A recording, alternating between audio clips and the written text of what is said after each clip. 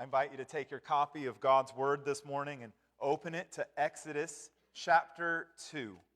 Exodus chapter 2, as we continue our series through Exodus entitled Exodus, Rescue, Relationship, and Presence.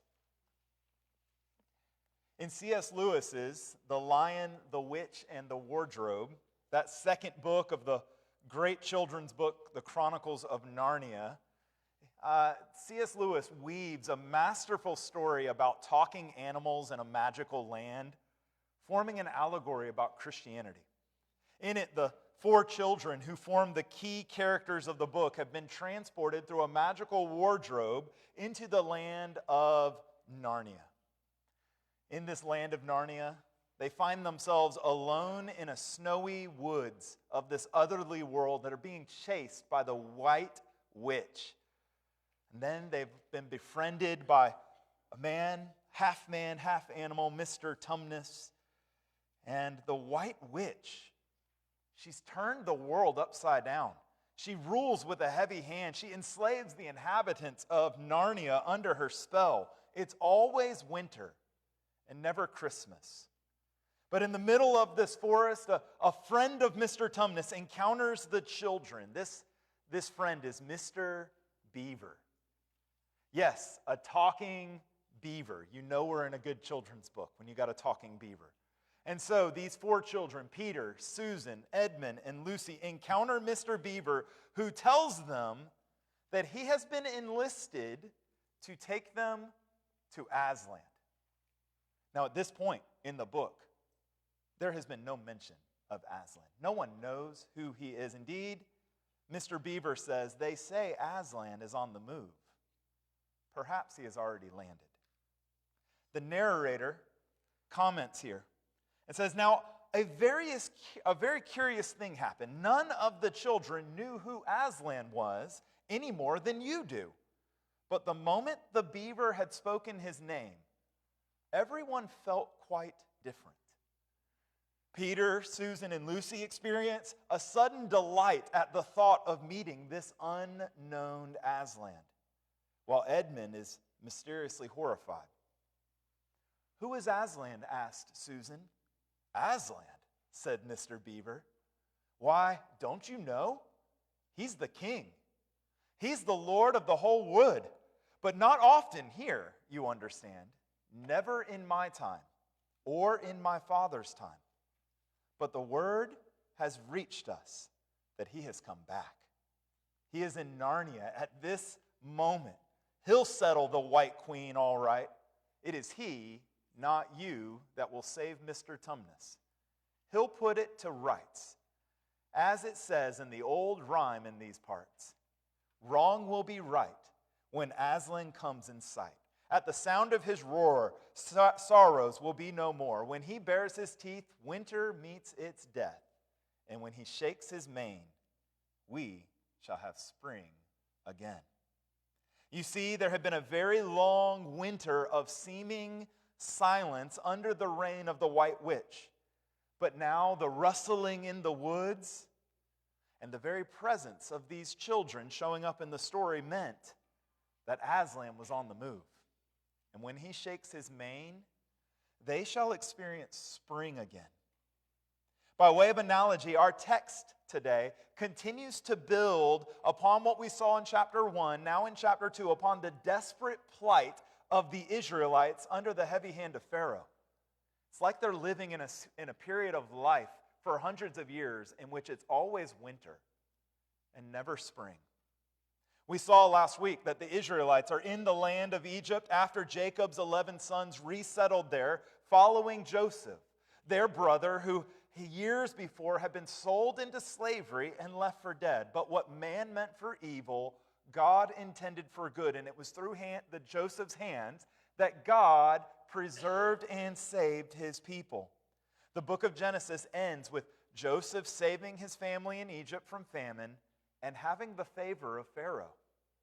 But Exodus begins with this ominous news that generations after Joseph, a new dynasty of kings had taken the throne.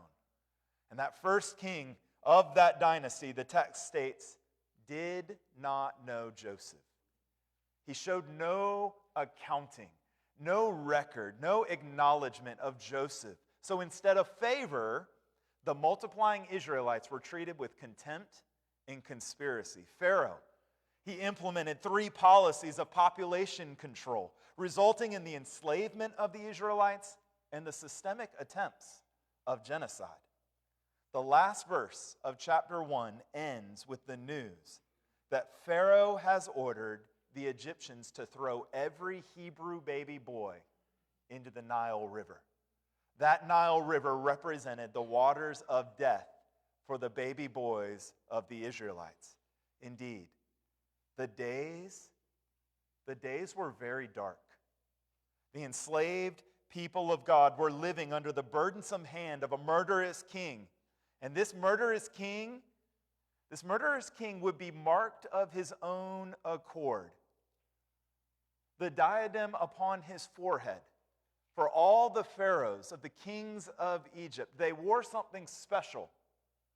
They wore a uraeus right upon their forehead. And I have a picture of that they had. I want you to see on the top of their foreheads was this symbol, this stylized symbol of an Egyptian cobra. It was the symbol of the Egyptian goddess Wadjet, one of the earliest Egyptian gods that empowered the pharaohs and gave them the authority to rule. The uraeus here was the symbol of the fact that Pharaoh was the seed of the serpent. And the seed of the serpent in our story is seeking to kill the seed of the woman. The serpent is making his lashing out attempts to try to snuff out the people of God by this order to kill all of the baby boys. But then into this dark world, our text this morning tells us that a new one will be thrust forward. A baby will come, the seed of the woman, to overthrow the seed of the serpent. God will come to do cosmic battle against the snake and the worldly powers that represent him.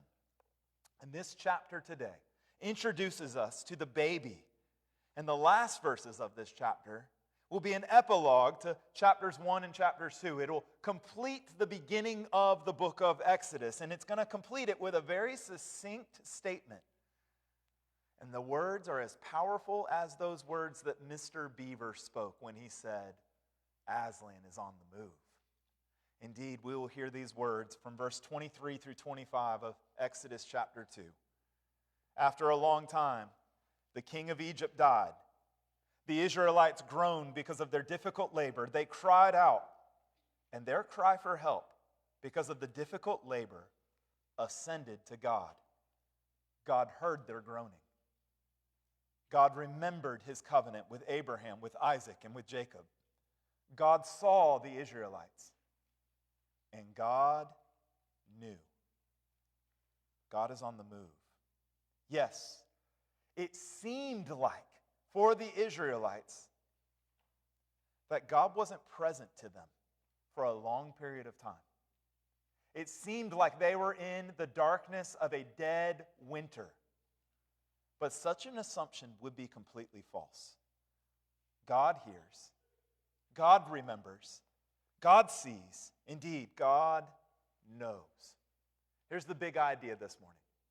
The big idea for our text is that God raises up Moses as an unexpected savior of his people by first protecting Moses from death on the Nile, second, preserving Moses from Pharaoh's hand, and third, providing Moses a family in Midian.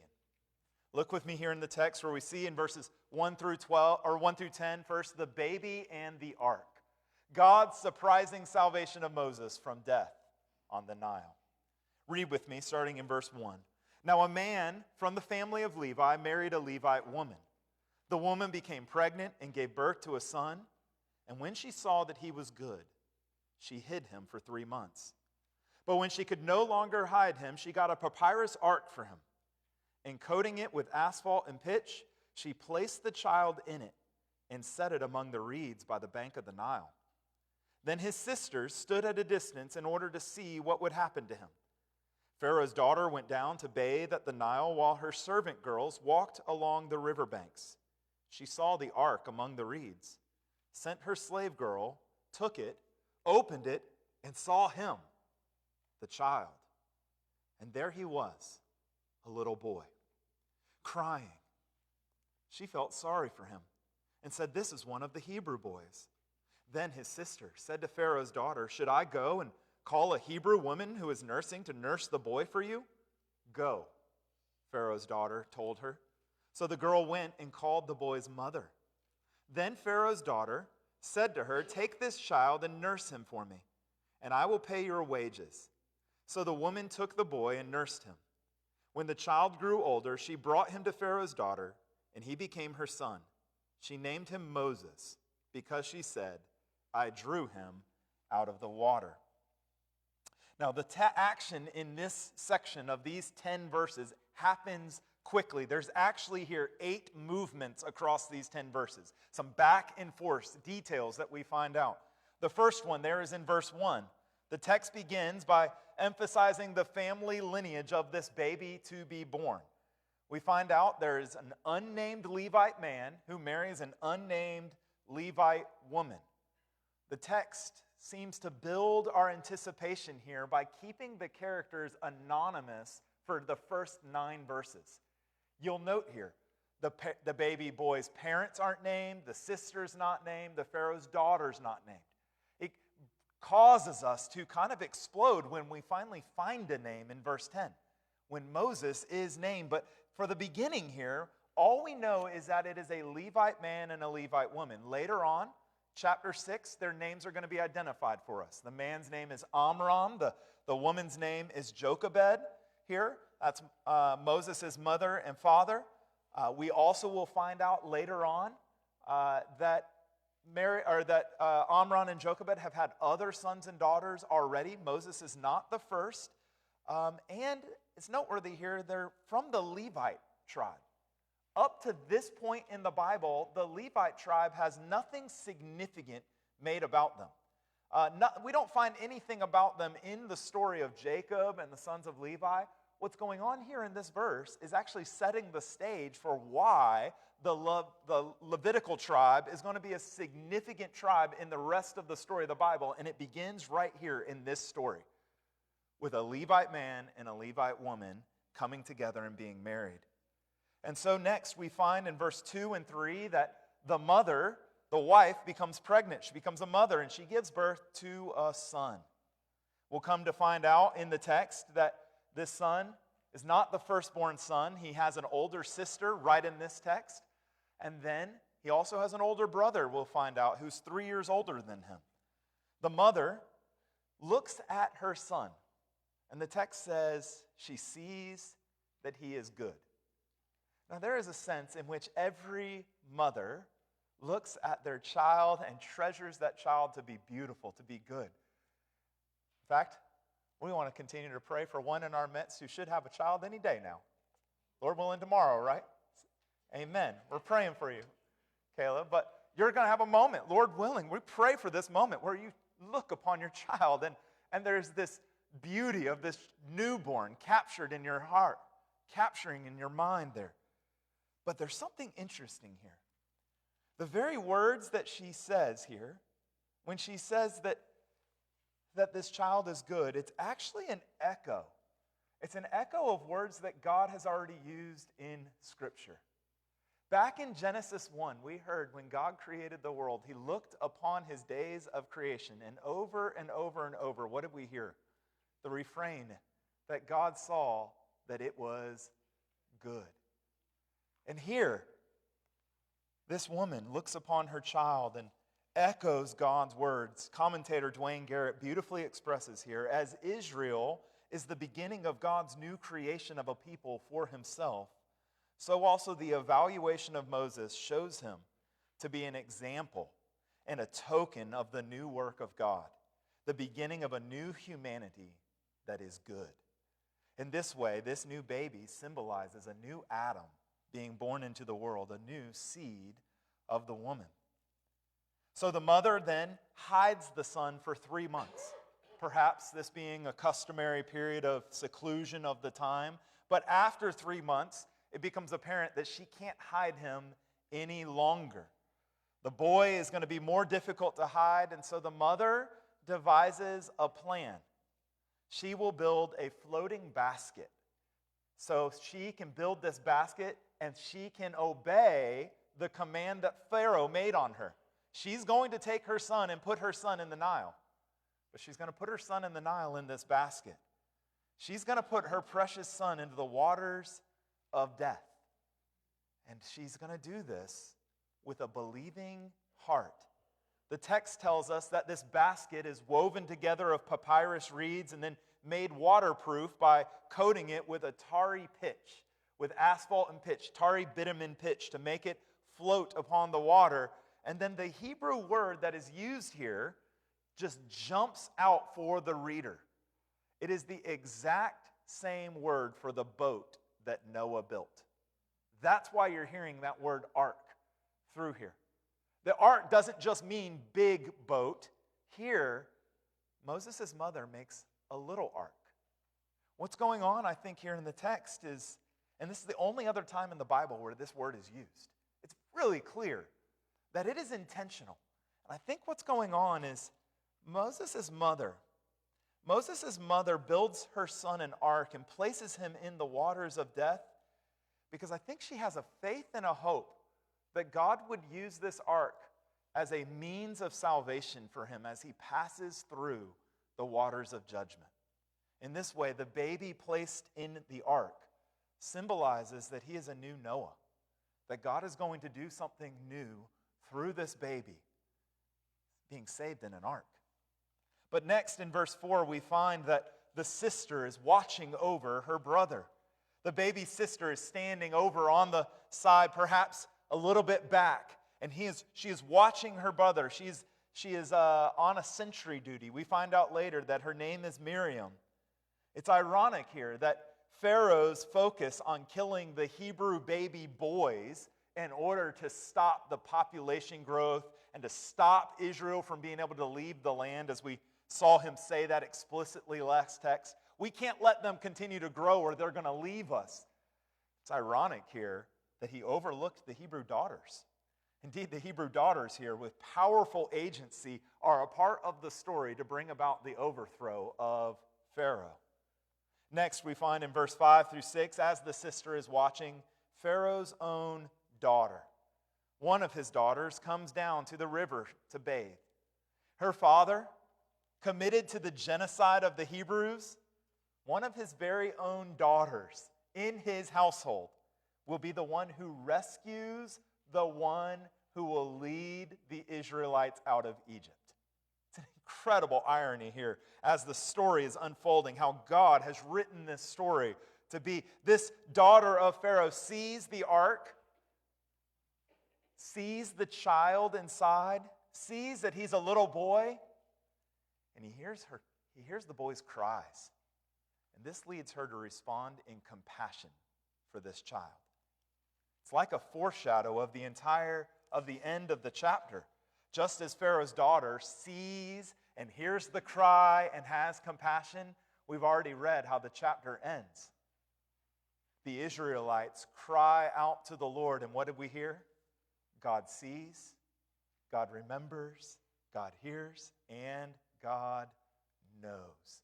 The knowledge of God is precious here. This isn't just the general knowledge of God. This is the intimate knowledge of God. It's the compassionate knowledge. And so here, this Egyptian woman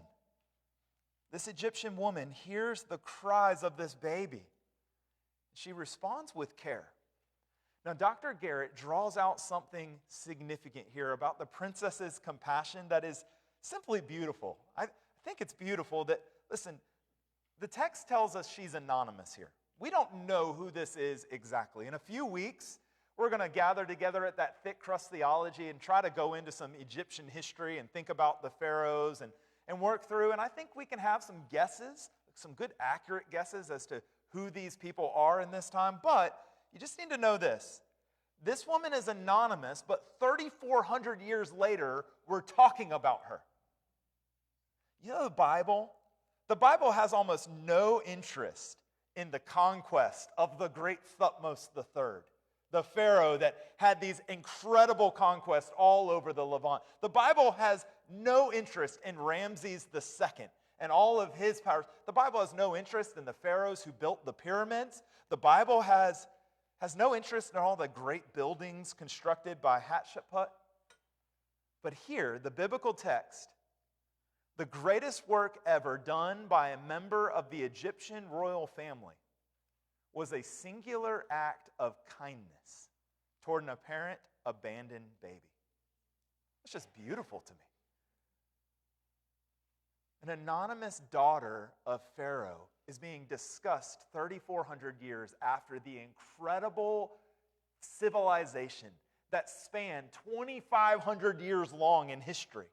From about 4,000 BC to upwards of 500 BC, this civilization, one of the strongest, longest civilizations of humanity. And we don't talk about anybody else other than this woman. And we talk about her because she had compassion on a child and compassion on a baby. But next in our text, the story moves quickly.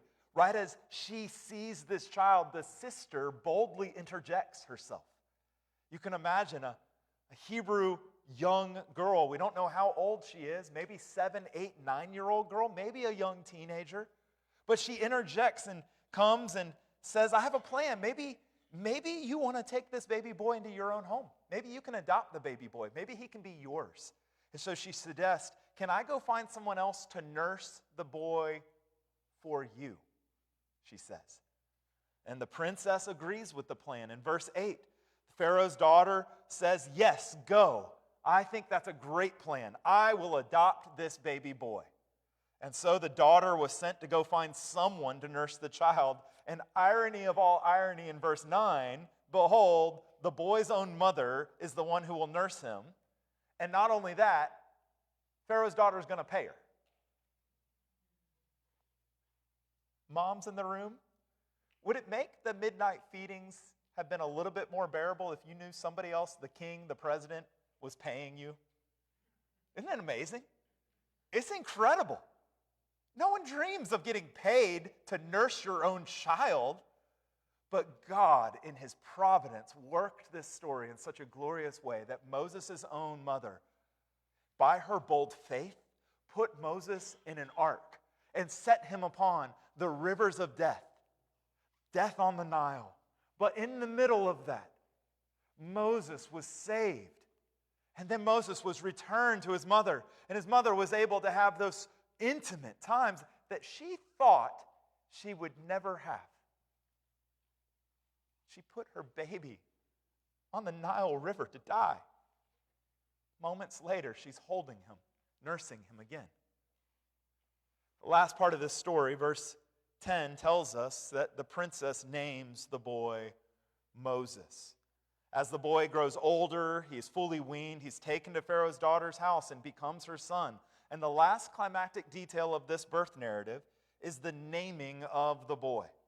And in the providence of God, God so worked the language of Hebrew and the language of Egyptian such that the name Moses would have common linguistic factors in both of those languages. What I mean by that is in Egyptian, the letters behind the name Moses, an M, S, and Y, has a significant meaning for Egyptian. It means child of or born of. In fact, there are tons of Hebrew names that have that combined name. And so we already named one of the pharaohs today, Thutmose. The most part of that name means born of. So Thutmose is the son of Thut. Ahmose, the son of a god. All the time you find in Egyptian this language and this name. And so the Pharaoh's daughter names her son, and in a way, he's an Egyptian name. But that same letters, those same Egyptian names, also has name significant or meaning significance in Hebrew as well. Perhaps it's from the fact that this child went and was suckled with his mother and spent time and weaned with his mother, in the name that his mother was naming and calling him was a name that fit together with what the princess's of Pharaoh wanted to name him. And the name Moses in Hebrew means this. It means to be drawn out of the water. Now, certainly this Egyptian daughter of the Pharaoh, she wouldn't be thinking Hebrew, but she names him with this combined name, and she says, I name him Moses because I drew him out of the water. Moses' very name foreshadows what God will do for the people of Israel. As Moses himself was saved by being drawn out of the water, so too, the story of the Exodus will tell us about the people of God being delivered through the passing through the waters of judgment and being brought safely to the other side. Yes, it may seem like the situation for God's people is at peak darkness, very grim under the heavy hand of Pharaoh, who has authorized a genocidal plan to kill all of their baby boys. But into this world, a baby is born, a seed of the woman. And God providentially oversees the incredible protection of this baby from death. This new Adam, this new Noah has a powerful role to play in God's story. But next, the text tells us about his youthful zeal and his rash actions, which leads him to have to flee from the hand of Pharaoh and the threat of death as he grew older. So look with me here in this next section, verses 11 through 15 and verses 16 through 21, or 22. We will see first Moses' reckless zeal results in him becoming a murderer and a fugitive from Egypt. Read with me verses 11 through 15. Years later, after Moses had grown up, he went out to his own people, and he observed their forced labor. He saw an Egyptian striking a Hebrew, one of his people. Looking all around and seeing no one, he struck the Egyptian dead and hid him in the sand. The next day, he went out and saw two Hebrews fighting, and he asked the one in the wrong, "Why are you attacking your neighbor?" "Who made you a commander and judge over us?" the man replied. "Are you planning to kill me as you killed the Egyptian?" Then Moses became afraid and thought, "What I did is certainly known." When Pharaoh heard about this, he tried to kill Moses. But Moses fled from Pharaoh and went to live in the land of Midian and sat down by a well. In this section of verse 11 through 15 and in the next section, verse 16 through 22, their section is told in parallel fashion. There's going to be 5 movements in the text, and they match each other. And so the text is going to move from seeing oppression to intervention to the spread of the news of the event spreading to others. And then we're going to find an authority responding to Moses. And finally, we'll find the resolution of that section. So look at this one. First, in verse 11, we see oppression. What we read about is beginning in this detail. In verse 11, Moses has grown up. He's around 40 years old at this time. And so he has spent all of his teenage years and all of his young adult years, and now he's into the time of pride of his life, and he has spent that in Pharaoh's household growing up as an Egyptian. But that does not mean he has lost his heritage. He still views and understands himself as an Israelite. We're going to see in this text that he views the people of God as his people, his brothers. And so he goes out at 40 and he notes and he observes the oppression of God's people. What I think we should take from this isn't the first incident of the oppression of God's people. It's not like he's had this sheltered life and he walks out at 40 and then he's like, "Whoa, I never knew there was slavery going on." No, all his life he's witnessed his slavery. In fact, later on in the Bible, Hebrews 11 and Acts 7 both give us commentary from the New Testament upon Moses' life at this time. And in Acts 7, 23 through 25, it provides us this divinely inspired commentary. And it says that Moses had a self-understanding that he was to be a deliverer for God's people. He grew up understanding that God had a special role for him. that he was to help deliver his people. And at this moment, he's walking outside at 40 years old, and he sees a Hebrew slave master beating on an Egyptian slave master beating on one of the Israelites. And it's implied that he's beating him almost to the point of death. And his zeal and his hunger for justice just overcomes him. The text tells us he seeks to intervene, and so he looks one way, and he looks the other way, he sees the coast is clear, and he strikes the Egyptian. Obviously, Moses has to have some physical characteristics to him, because as he strikes him to death. He kills this Egyptian man in a passionate defense of another, but he overpowers the Egyptian. He then attempts to cover his tracks. He hides him in the sand. Doesn't dig him down 6 feet. He hides him in the sand, but the text tells us that it wasn't too effective. Apparently there was somebody watching. Verse 13, the next day he goes out. He attempts to intervene between two Hebrews who are fighting. He asks one, "Why are you attacking your neighbor, your brother?" And with an ironic answer full of stubborn sneering, the Hebrew looks at him and says, "Who made you ruler and judge over us?" Question that will indeed be answered affirmatively by God himself in due time. But not at this time. The Hebrew man did not view Moses as a deliverer. He viewed Moses with a snarky sneer at him. "You are not my authority." Of course, then it revealed to Moses that what he had done against the Egyptian man was known by others, and Moses began to fear what would happen to him. Verse 15a, the news and the report reaches Pharaoh's ears. Pharaoh seeks to kill Moses. The protection of being his daughter's son does not extend to a murdering Israelite. So verse 15b leads to the culmination here. Moses takes flight. He runs east.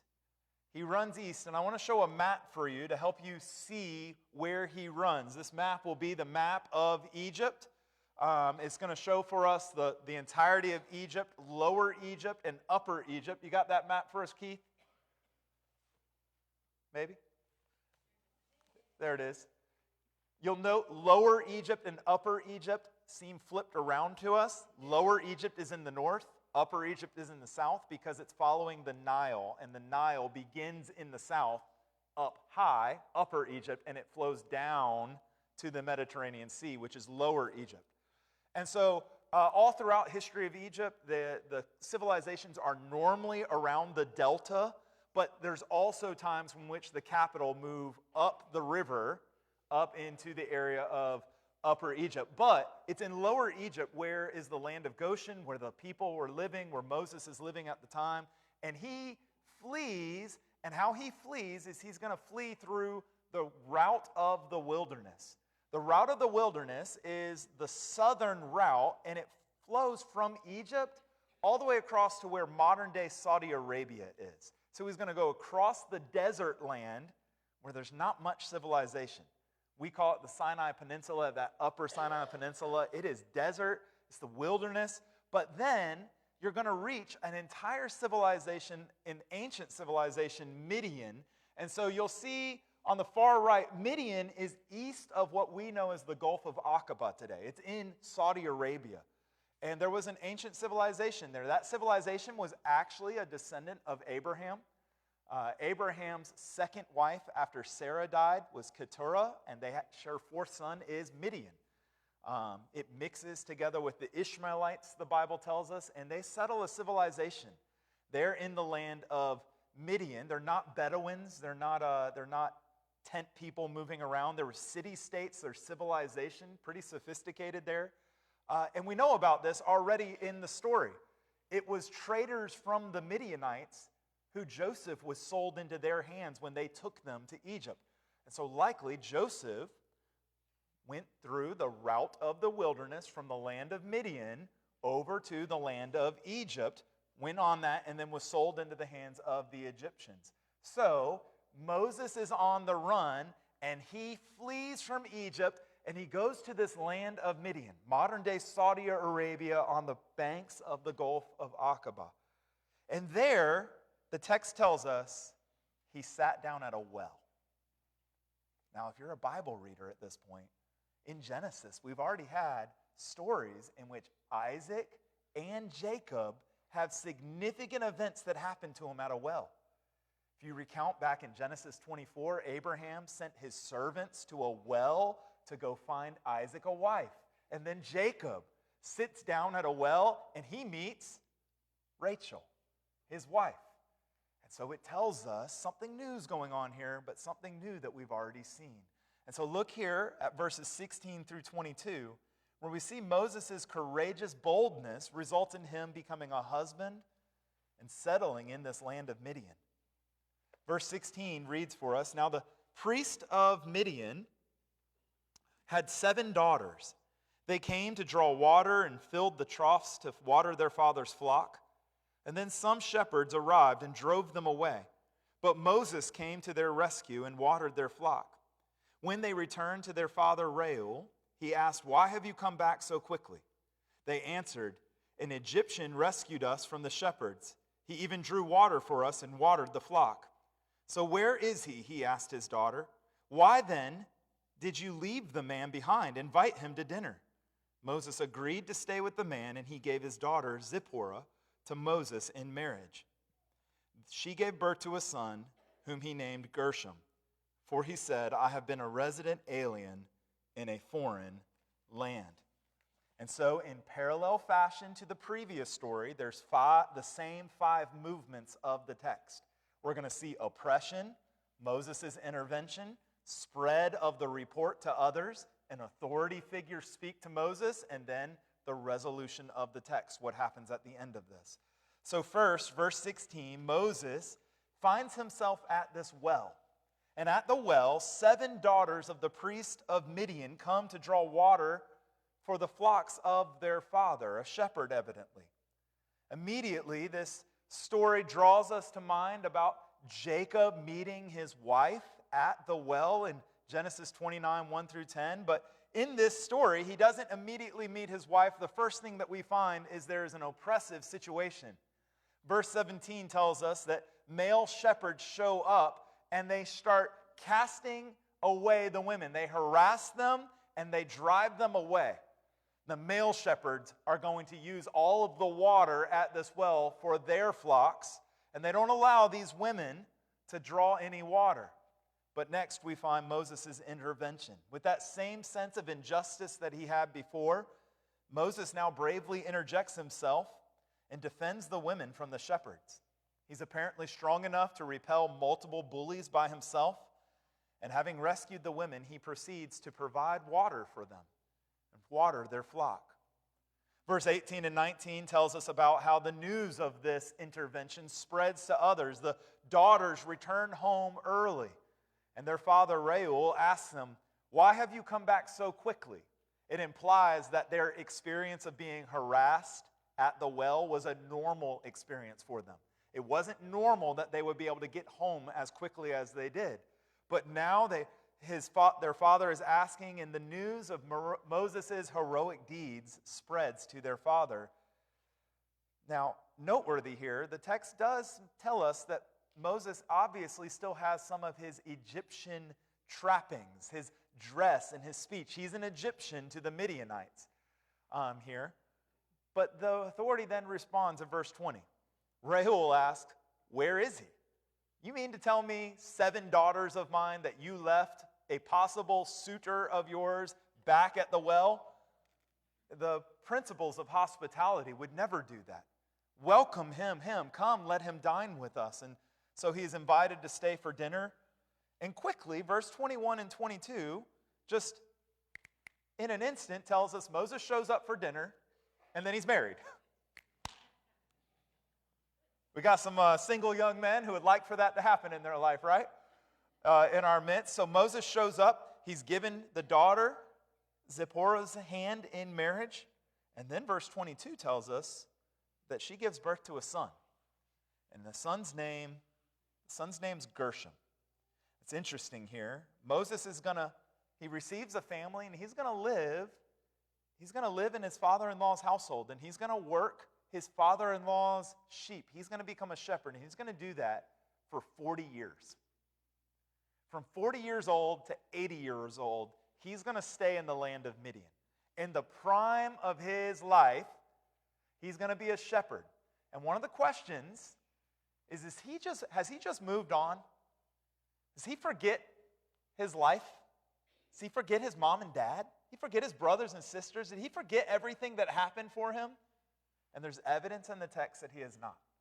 And where do we get that evidence? Look what he names his son. Gershom. Gershom comes, the root of that Hebrew word, ger, is the name sojourner. And so he gives us the explanation. We'll name his son Gershom, for I am a resident alien in this foreign land. He still longs for his people. He longs for his home. He longs to be returned. He understands himself to be a stranger in a foreign place. He could live in a place for 40 years, all of his adult life, and it's still not his home. So this chapter so far, all the way to verse 22, it's all about Moses and the actions of others. In fact, we haven't heard the name God yet. Did you note that there? Look back again. God hasn't been mentioned anywhere here. This is just the actions of Moses' mothers and Moses' sister, daughter of Pharaoh's daughter. Moses, as he interacts and he kills the Egyptian man, and then he interacts with the Hebrews, then he interacts with Pharaoh and he flees, and he interacts with the daughters, and he interacts with his father-in-law. It's all about man and his interactions. And you might ask, where is God? Where is he in this story? Well, the last 3 verses, the epilogue to chapters 1 and 2, speaks so beautifully and so loudly that God is directing and driving the entire story. Look with me here, where we hear that God hears, God remembers, God sees, and God knows. Verse 23 reads, after a long time, the king of Egypt died.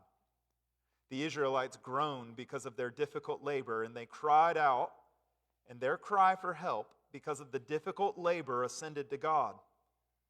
God heard their groaning, and God remembered his covenant with Abraham, with Isaac, and with Jacob. God saw the Israelites, and God knew. Text tells us that the king of Egypt dies.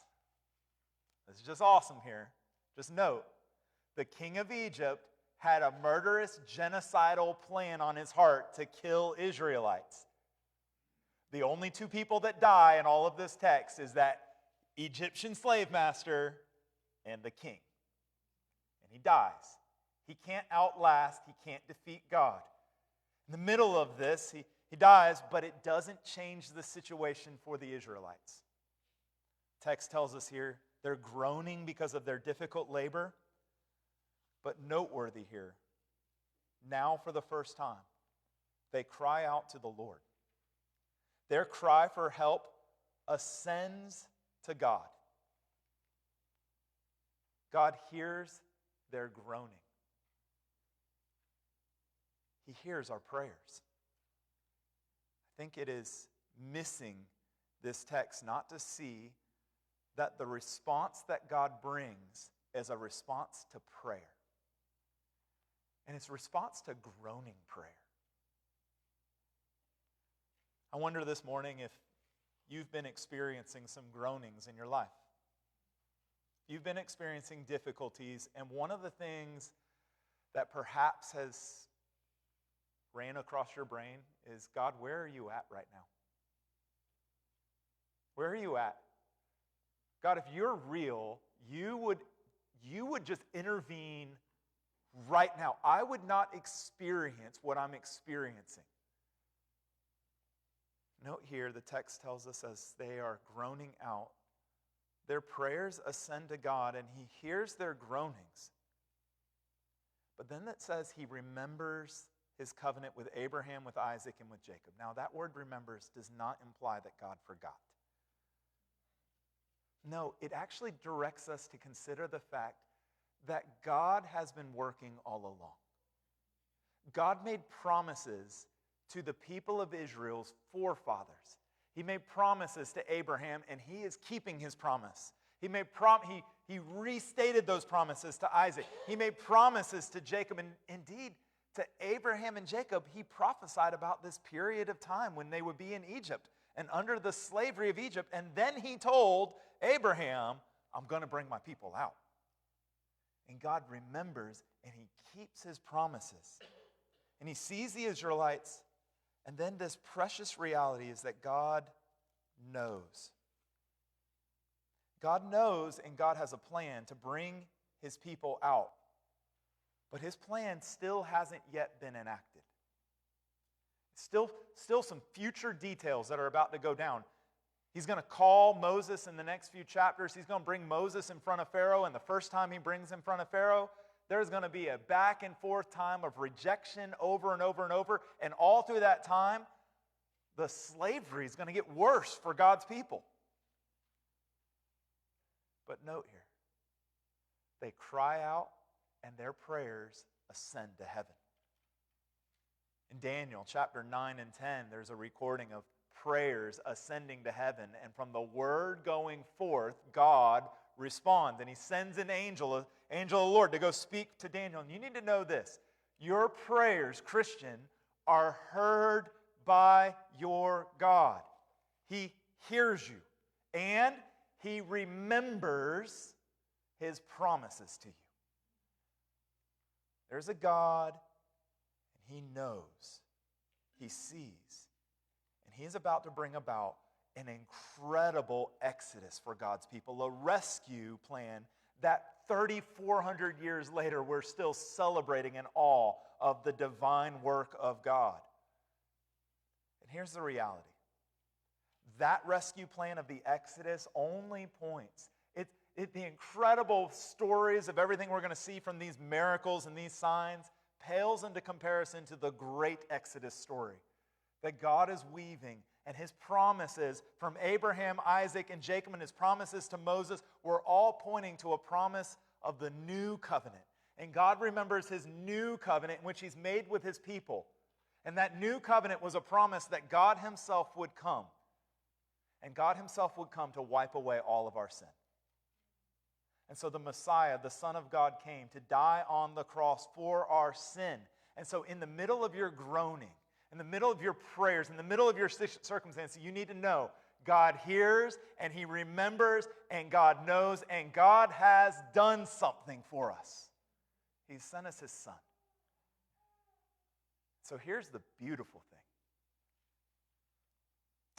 The Egyptian, or the Hebrew Israelites at the time in which they're under the slavery, they were not experiencing the presence of God with them. They were wondering. Our story earlier on the statement of Aslan is on the move, if you recount, Mr. Beaver immediately responded, Aslan hasn't been seen in these parts in a long time. He hasn't been in my lifetime. He hasn't been in my father's lifetime. Mr. Beaver never experienced the presence of Aslan. He only knew about him by the storybooks. But for the Christian today, know this. Not only does God hear your groans, God has come to dwell with us. He's come to be with us. Aslan is not just on the move in some storybook. Aslan is on the move in our hearts. God sees. God knows. Would you pray with me?